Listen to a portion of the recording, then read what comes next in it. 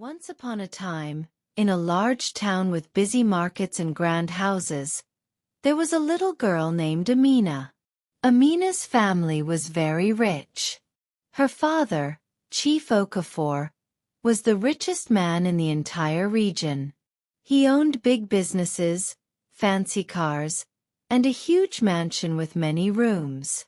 Amina lived in this grand mansion, surrounded by shiny things, soft carpets, and beautiful gardens. But even though Amina's family was so rich, Amina didn't feel happy. Every morning, she went to school with a hopeful smile, but the children there didn't treat her kindly.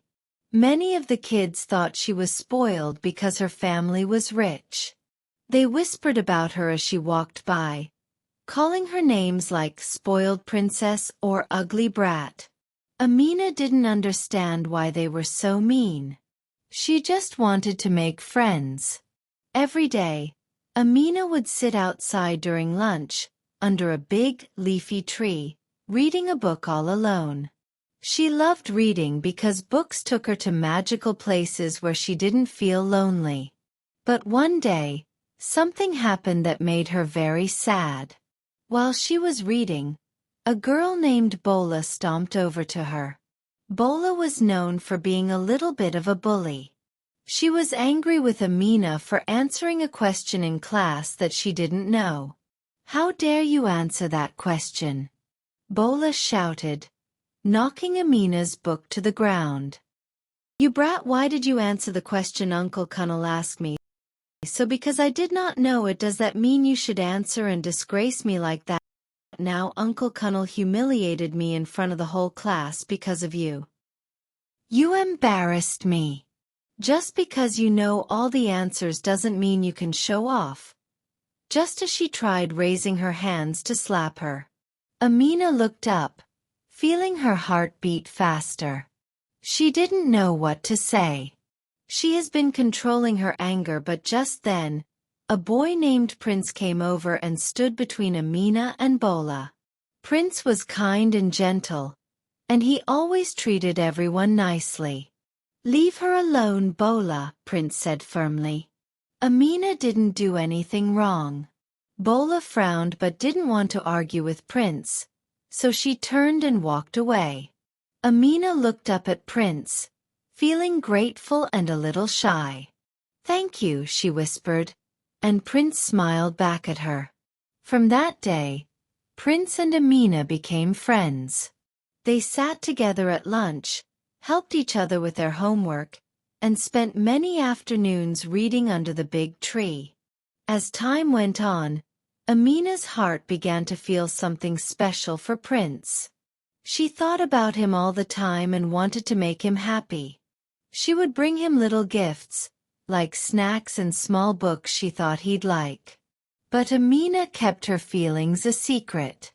She was too shy to tell Prince how much she liked him. Years passed, and soon it was time for them to graduate from school. On their last day, Amina had a big plan. She was going to tell Prince that she loved him. But before she got the chance, she heard some surprising news. Prince was in love with another girl and had asked her to marry him. Amina's heart felt like it was breaking into 1,000 pieces. She cried and cried, feeling sad and lonely again. After that, Amina decided to focus on something else. She worked hard to become successful, just like her father. She studied business, managed her family's company, and became very powerful. People respected her, and she made a lot of money. But even though Amina was successful, she still felt alone. Every time she met someone new, they only wanted her for her money, not for who she really was. Years went by. Men who came to her way ended up collecting money from her and always felt intimidated with her wealth. She couldn't find love or a husband for herself. And Amina grew older. One day, she decided to visit a small, quiet restaurant in the town. She was tired of fancy places where people only talked about business and money. She wanted something simple. As she sat in the cozy little restaurant, enjoying a plate of jollof rice, a young waiter named Ife came to serve her. Ife was 10 years younger than Amina, with kind eyes and a warm smile. He looked at her in a way that made her feel special, not like she was just another rich person. "Is there anything else I can get you, ma'am?" Ife asked, smiling kindly. Amina looked up, feeling her heart warm up a little. "No, thank you, this is perfect," she replied with a smile. They started talking, and Amina found herself laughing for the first time in a long time. She liked how Ife was so simple and genuine, and they exchanged phone numbers before she left the restaurant. Over the next few months, Amina and Ife became close friends. They laughed, went for walks, and shared their dreams. After some time, they started dating, and Amina felt a happiness she hadn't felt in years. One day, Ife invited Amina to his village to meet his mother. Amina was nervous but excited. The village was calm and beautiful, with small houses, green fields, and a clear river nearby. Ife's mother welcomed Amina with a polite smile, but she seemed worried. After a warm greeting, "Mama, meet Amina, my wife-to-be." And with shock the mother asked, "Ife, is she not old enough to be in my age? How can you marry an old woman? If not for money and city life, I would look more younger than her." "Mama, why are you being harsh to her? I love Amina and I have decided to marry her. Mama, please, all I just need from you is your blessing." The mother said to him, "Will there be any child left in her womb to give you beautiful children?" And Ife said to his mother, "Mama, please stop. Why will you say that?" The next day Ife held her hands, showing her round the village. Ife took Amina to their riverside. They got engaged, and with tears of joy she said yes. The next day, she took him to her parents to introduce him to them. On getting to the compound with big mansion, Ife was in shock, and asked her, "Honey, where are we? Where is this place?" And she held his hands and said, "My love, I'm sorry I didn't tell you who I really am. I'm the CEO of Amin's Oil Company, and my father is Chief Okafor Iku." Ife, with shock in his eyes, said, "The billionaire Okafor? Are you serious? How come you seem to be like a simple random person working as a secretary? I can remember the day I visited you in your office." Amina smiled and said, "My love, that day you came visiting, I had to immediately exchange sit with my secretary. I am sorry I didn't tell you. It's just that this wealth has been preventing me from meeting with real people. People I met are here for just the connection, and once they got what they need, they will cut me off. So I had to start leaving as a normal random person, to make friends who really see me as a person, not as money. Even without knowing my status, you loved me so deeply." With tears in Amina's eyes she said, "What more can I ask for?" Ife hugged her and said, "I'm sorry for all you have been through, my love." Ife promised her that he would always love her. Soon, they got married in a beautiful grand ceremony, and everyone was happy. Amina even gave Ife one of her company as a gift, and they settled into their new life together. Amina's life seemed perfect, but there was still one thing missing.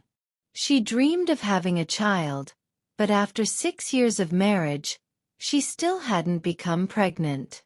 Each year, when they visited Ife's mother, she would remind him, "See, I told you. She's too old to bear children. I need grandchildren. Maybe you should get another wife from the village that will bear you beautiful children." After all, you have the money to take care of 2 wives now." Immediately Ife said to his mother, "Mama, what is all this? Why don't you love my wife as you love me? If she's your daughter, will you advise her to let her husband marry another woman? Is she God that gives children?" Amina, overhearing their conversation, feeling more heartbroken than ever, Amina went for a walk by the river near Ife's village. She sat by the water's edge, gazing at her reflection, and began to cry softly. "Oh, river," she whispered, "all I want is a child. Please, if there's any magic in this world, help me." Suddenly, she felt a gentle touch on her shoulder. Startled, she looked up and saw a beautiful mermaid standing beside her. The mermaid had long flowing hair, shiny beautiful scales, and kind, wise eyes. Her name was Queen Alice. "Why are you crying, dear one?" Queen Alice asked gently. Amina, feeling a strange calm, explained her deep sadness and her wish for a child. Queen Alice listened closely, nodding with understanding. "I can give you a child," Queen Alice said, her voice soft and magical, "but you must make a promise to me. I have been lonely and childless in the ocean, not because I can't have children, but because I do not wish to bring a child that will be sacrificed to cleanse my husband's throne. In my kingdom I was married to the great king of our ocean, as a second wife, to bear him children that will be sacrificed to cleanse the throne. But what mother will be happy to see her children sacrificed? I will bless you with a child. But you will bring your child to this river every festive season, so I may experience the joy of motherhood through your child." Without thinking twice, Amina nodded. "I promise. I'll bring my child here every year," she said, her heart full of hope. Queen Alice reached out, touched Amina's stomach gently, and whispered a blessing. Then, with a splash, she disappeared back into the water. Months later, Amina was thrilled to find out she was pregnant. She and Ife celebrated, and when their baby boy was born, they named him Jamal. Jamal brought light and laughter into their lives, and Amina felt complete. She and Ife loved their son dearly. However, as the years went by, Amina forgot her promise to Queen Alice. She never returned to the river with Jamal. 10 happy years passed, and Jamal grew into a smart and cheerful boy. But one day, Jamal fell very ill. He became weak and tired, and no doctor could find out what was wrong with him. Amina and Ife were very worried. They took Jamal to hospitals in the city, tried different medicines, but nothing worked. Jamal's health only got worse, and Amina felt helpless. Then, Ife's mother suggested they visit a wise man in the village who knew about old secrets and magic. Amina and Ife took Jamal to the village. The wise man welcomed them and asked Amina to look into a special bowl of water. As she stared into the water, a memory appeared before her. She saw herself sitting by the river, crying, and she saw Queen Alice, the mermaid, granting her the blessing of a child. Tears filled Amina's eyes as she remembered her promise. She had promised to bring Jamal to the river every year, but she hadn't kept her word. The wise man looked at her and said, "Queen Alice has waited for you every year, but you never came. Your son's illness is a sign that she is sad and hurt. She blessed you with Jamal, but you did not keep your promise. Now, if you wish to help him, you must go back to the river and make things right." Amina's heart sank. She knew what she had to do. Without wasting a moment, Amina took Ife and Jamal to the river. Jamal was very weak, but he held his mother's hand tightly, trusting her. When they reached the water's edge, Amina knelt down, her heart pounding with fear and sadness. "Queen Alice," she called softly, her voice trembling.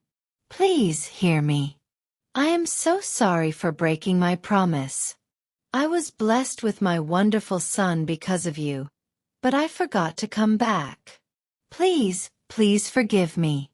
Help my son, Jamal." The river was silent for a few moments. Then, slowly, the water began to ripple. A bright light shimmered, and Queen Alice rose from the water. Her eyes looked sad but calm as she gazed at Amina, Aoife, and the weak, trembling boy in their arms. "You made a promise to me, Amina," Queen Alice said, her voice soft but firm.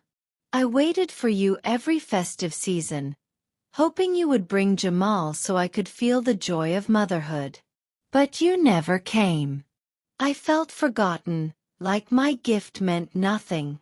Amina's tears flowed down her cheeks. "I'm so sorry, Queen Alice," she whispered, her voice choked with emotion. "I made a terrible mistake. I will do anything to make it right. Please save my son." Queen Alice looked at Jamal with kind eyes. "I will forgive you, Amina," she said slowly. "But you must show your sincerity. Each year, you must bring him to the river. Something that shows your gratitude and respect. Only then will Jamal be truly free from this sickness." Amina nodded eagerly, her heart full of hope. "I promise, Queen Alice. I will bring gifts and Jamal every year. I won't forget this time." With a gentle smile, Queen Alice reached out her hand and touched Jamal's forehead. A warm, golden light surrounded him, and slowly, his strength returned. His cheeks regained their color, and he opened his eyes, smiling up at his mother. "Mom, I feel better," Jamal said, his voice strong and clear. Amina hugged him tightly, tears of relief streaming down her face. Aoife knelt beside them, his heart full of gratitude. "Thank you, Queen Alice," he said, bowing his head. Queen Alice smiled softly. "Remember, Amina, keep your promise this time.